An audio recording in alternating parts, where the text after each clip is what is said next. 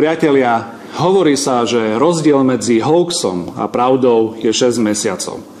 V tomto prípade je to však ešte menej. Predstavte si, čo bolo v pondelok 18. septembra zverejnené na právnom a informačnom portáli vlády Slovenskej republiky, kde sa zverejňujú legislatívne návrhy na medzirezortné pripomienkové konanie.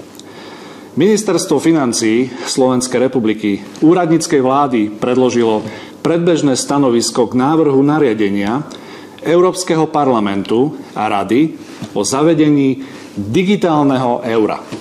Počujete správne. Návrh na zavedenie digitálneho eura. To znamená, že to, čo som hovoril vo svojom vystúpení ako hlavný predkladateľ návrhu na právo na platbu v hotovosti, že nás čaká zavedenie digitálneho eura a liberáli v parlamente sa na tom náramne bavili, je dnes tvrdou realitou.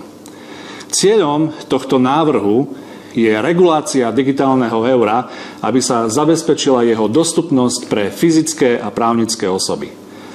Medzirezortné pripomienkové konanie začalo v pondelok 18.9., pričom možnosť pripomienkovania má skončiť v piatok 22.9. Návrh samotný má upravovať jednotlivé aspekty digitálneho eura, keď ustanovuje napríklad spôsob jeho distribúcie.